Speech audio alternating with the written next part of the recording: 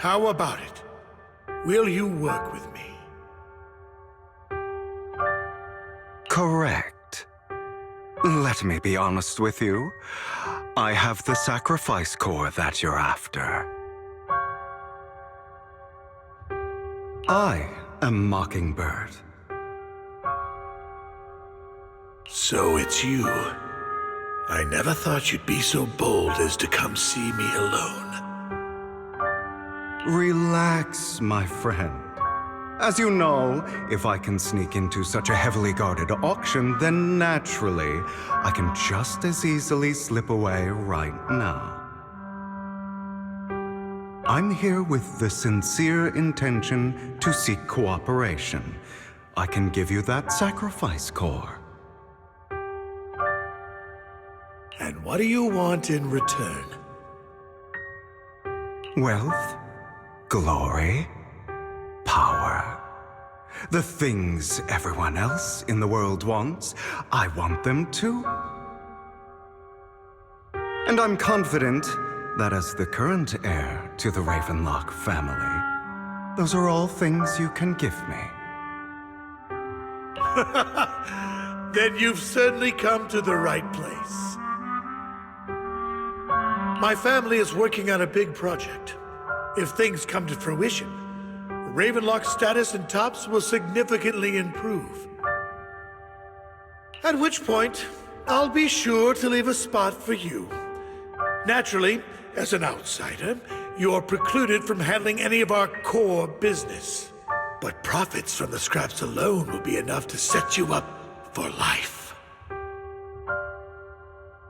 Mr. Hartman, I think you've misunderstood me. I have no intention of joining the Ravenlock family. In fact, I have an art gallery under my name that does pretty well for itself. I was hoping you could recommend me for Tops. You want to join Tops? That's easier said than done. Even for a family like ours, it would still require significant effort and... Just answer me yes or no. I don't think either of us can afford to waste time. I understand. Yes, you have my word. But in exchange, you'll have to give me the sacrifice core first. I'm sorry, but I'm afraid I can't.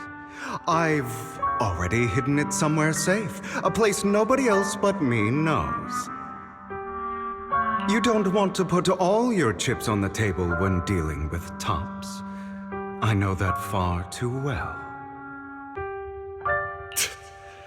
Then that means I also need to keep an eye out when working with the infamous Mockingbird, right? Mr. Hartman, I should remind you that I stand before you undisguised. Coming from a phantom thief who's never publicly revealed his identity, shouldn't that be sufficient assurance? If I betray you, then you merely need to lift a finger to wipe me from the face of this world.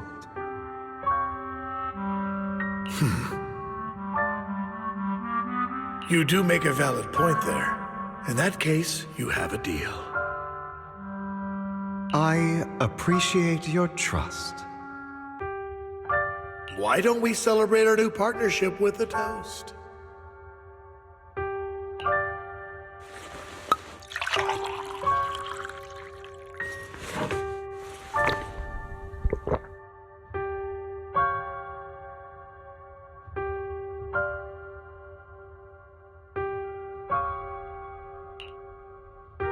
Having a drink before undertaking anything important is a family tradition. It's good luck. As an outsider, it's a real honor. By the way, you aren't the only member of your organization, are you? Shouldn't all your companions agree to this deal first? You don't have to worry about that. I'll make sure she agrees. Otherwise, I'll get rid of her too. Seems you'll do whatever it takes to get things done. Great things lie ahead for someone like you. All right, let's leave it at that for today. I'll contact you about what to do next.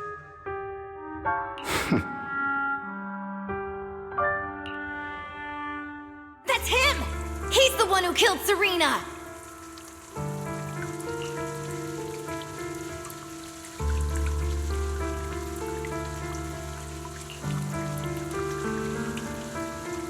She was the only one who was ever any good to him, right? That's how he repays her? That's why they say once a mongrel, always a mongrel. Just look into his eyes.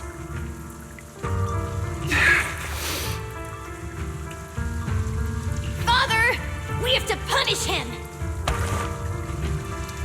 Serena had been ranking ahead of him. Hugo must have poisoned her water so he could pass her.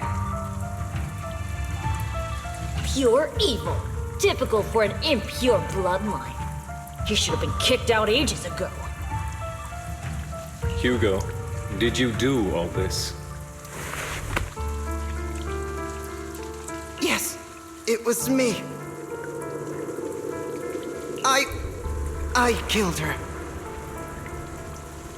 He admitted it!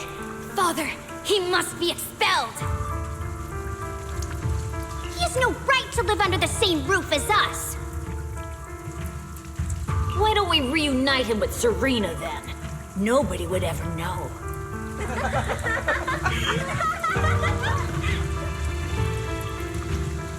Hugo, well done.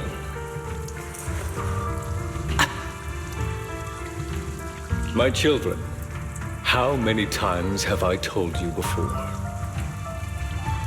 In this world, only the most ruthless, cruel, and unscrupulous of people ever make it to the top. Like Hugo here, who was willing to murder his only true loved one without a second thought. Only someone with the means and the gumption to do that is qualified to be my heir. But I... It's all over now, and the results are obvious. The winner of this month's assessment is Hugo. As for the rest of you, go to the usual place for the punishment you deserve. But Father, before this, I was #1. As I've told you before, there's only room for one winner in this family. You're still a loser, even if it's by the smallest margin. And there's no reason for a loser to exist. This is all for your own good. Do you understand? Go on now. Receive your punishment for the sake of the family. Yes, I understand. I'm sorry.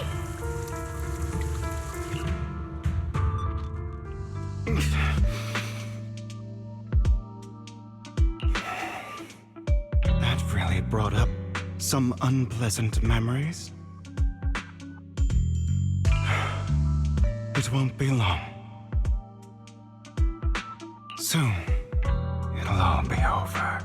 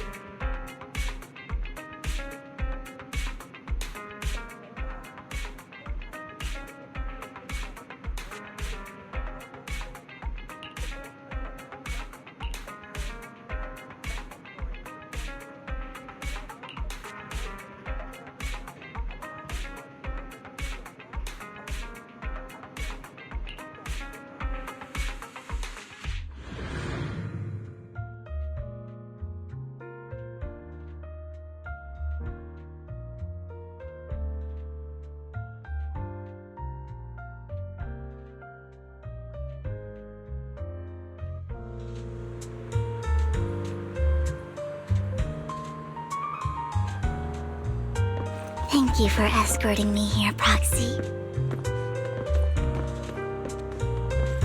Today was quite eventful. If I were to head back now, I probably wouldn't be able to fall asleep.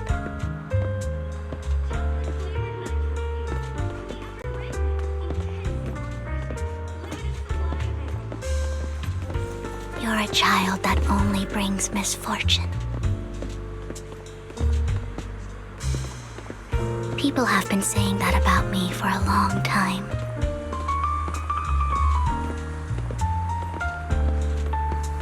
I used to feel hurt and resentful. But now that I think about it, it's perfectly normal for people to react that way.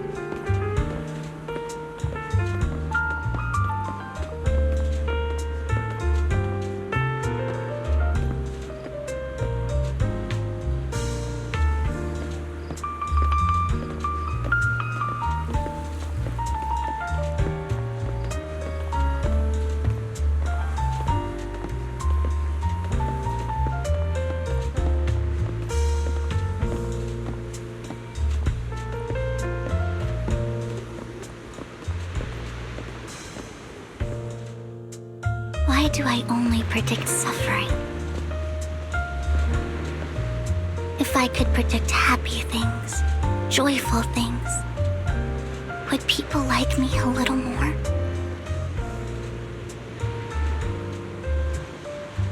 Maybe fate truly is set in stone. Often, I want to help these people avoid their miserable fates.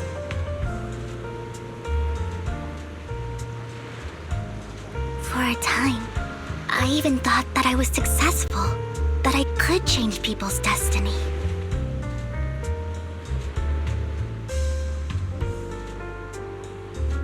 But it was all an illusion. In the end, I couldn't do anything at all.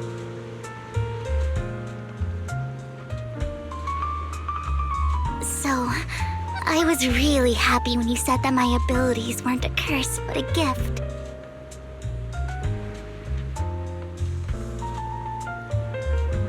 Thank you, Proxy. I'm so glad to have met you. And you're also a fan of Lord Vathan. It's like we were fated to meet.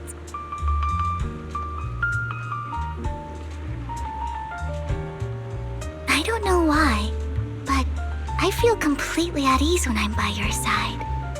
I feel like I'm free from judgment, from blame.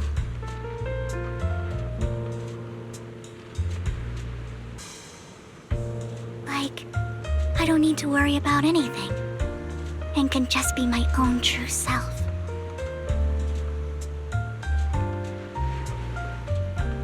Perhaps people really do possess an aura, and ours just so happen to be extremely compatible.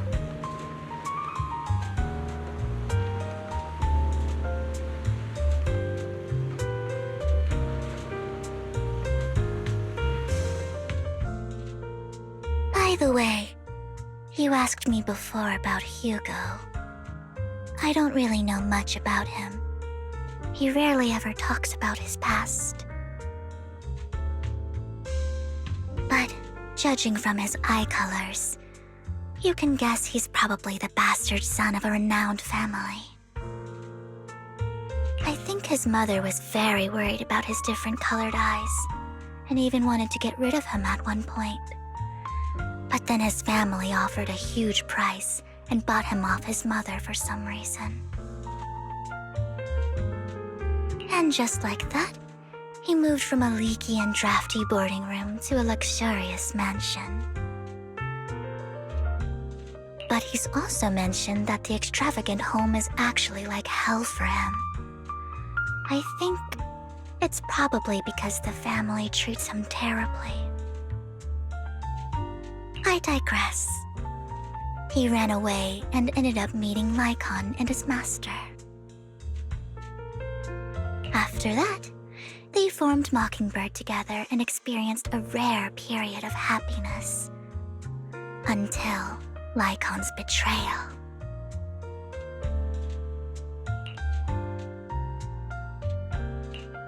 So, what's your take on Hugo? I imagine I would still be wandering around now if I had never met him. To me, Hugo is just like an older brother. I've always felt as though he's carrying some heavy burden with him. But that's a secret he's kept to himself. Something he'll never tell me. Sometimes when I look into his eyes, I can feel that he's really struggling with something. Even though he may say some extreme things, Hugo really isn't a bad person. I think one day he'll tell me his secret. Until then, I just have to wait. Wait and trust him.